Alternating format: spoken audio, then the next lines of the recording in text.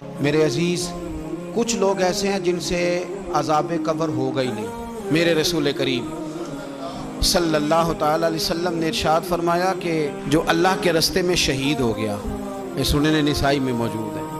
اسے عذاب قبر نہیں ہوگا، بلکہ ایک حدیث میں تو فرمایا حساب کتاب بھی نہیں ہوگا، اللہ بغیر سوال جواب کے جنت عطا فرما دے۔ کچھ لوگوں کو لوگوں کی بخشش پہ بھی مسئلہ ہی بنتا ہے کہ کوئی بخشا نہ جائے۔ اور ایک صاحب کہہ رہے تھے جی یہ کیا معاملہ ہے کہ جمعے کو بندہ مر گیا یا فلانا ہو گیا تو اس سے حساب کتاب نہیں ہوگا، اتنے بڑے جرم لوگوں نے کی، اتنے پاپ، اور جمعے کو مر گیا تو بخشا جائے گا۔ تو میں نے کہا جرموں کا بھی اسے حساب اللہ لے لے گا، لیکن میاں حساب کتاب کی ڈیوٹی نہ اللہ کی ہے تو بہتر یہ ہے کہ اسی کے ہاتھ میں رہے، تو نہ اپنے ہاتھ میں لینے کی کوشش کر۔ سنن ترمذی کی حدیث۔ ہمیں پتہ نہیں کیا مصیبت ہے، ہمیں پتہ نہیں کیا مسئلہ ہے۔ ایک جنازے سے میں نکلا، آپ یقین کریں کبھی کبھی کلیجہ پھٹ جاتا ہے۔ میں ایک جنازے سے نکلا تو میرے ساتھ ایک بندہ جنازہ پڑھ کے نکلا تو کہنے لگا جی پیر صاحب دیکھیں آج کتنی دنیا آئی ہے، حالانکہ یہ بندہ اس طرح کا تھا، اس طرح کا تھا، اس طرح کا تھا۔ میں نے اسے کہا یار تجھے تو فکر ہی لگ گئی ہے کہیں جنت میں چلا ہی نہ جائے، تو اس طرح کرنا جنت کے دروازے کے سامنے کھڑے ہو جانا ڈنڈا لے کے کہ میں نے نہیں جانے دینا۔ شرم آنی چاہیے ہمیں۔ اللہ فرماتے ہیں جنت اتنی چوڑی ہے جتنے زمین و آسمان، اس کی چوڑائی زمین اور آسمان کے برابر ہے، تو ہم تو اپنے علاوہ کسی کو جانے نہیں دینا چاہتے جنت میں۔ اور بس کریں، جنت خدا کا فضل ہے، اور اللہ فرماتے ہیں میرا فضل میں جسے چاہتا ہوں عطا کرتا ہوں۔ یہ سنن ترمذی کی حدیث،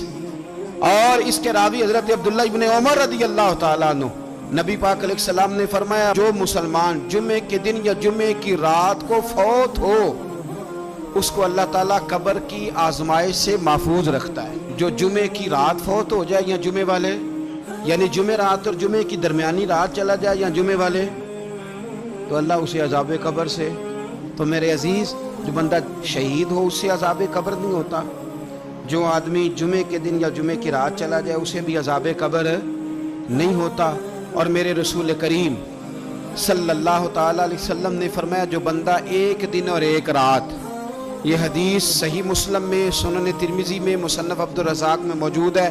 ایک دن اور ایک رات اللہ کی رضا کے لیے اسلامی سرحد پہ پہرا دے۔ میں اور آپ سوئے ہوئے ہیں، لیکن وہ لوگ جو فوجی بارڈروں پہ کھڑے ہیں، دیکھو مدینے والے محبوب کس کس پہ کرم فرماتے ہیں۔ ساری عمر نہیں، 24-25 سال کی سروس نہیں، فرمایا ایک دن اور ایک رات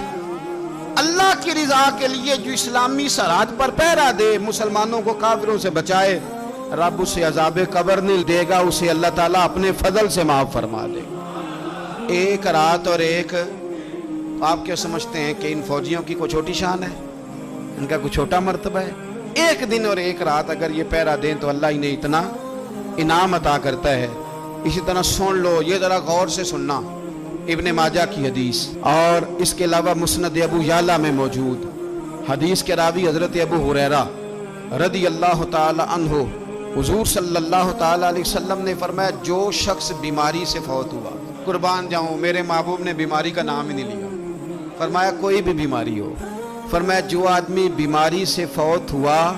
اللہ اسے شہادت کی موت عطا فرمائے گا،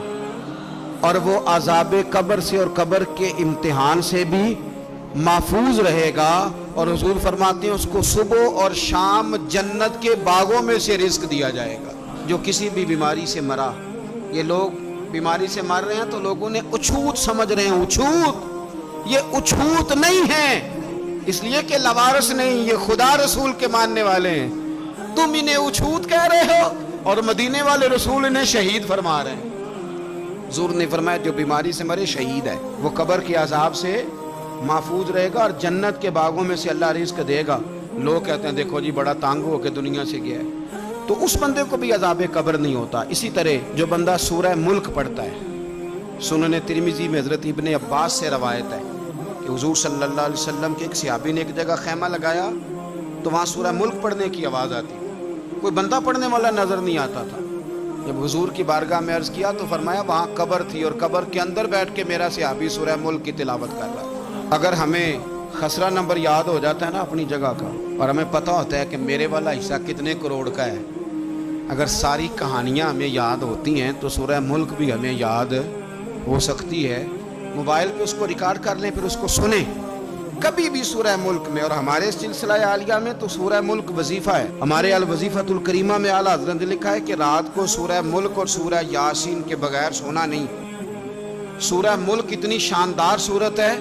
کہ نبی پاک صلی اللہ علیہ وسلم نے فرمایا یہ قیامت کے دن اللہ کی بارگاہ میں ناز سے جھگڑا کرے گی اور کہے گی اے اللہ، یہاں تو میرے پڑھنے والے کو جنت عطا فرما یا مجھے قرآن پاک سے علیحدہ کر دے۔ تو رب کریم پھر اپنے فضل سے پڑھنے والے کو جنت عطا کرے گا۔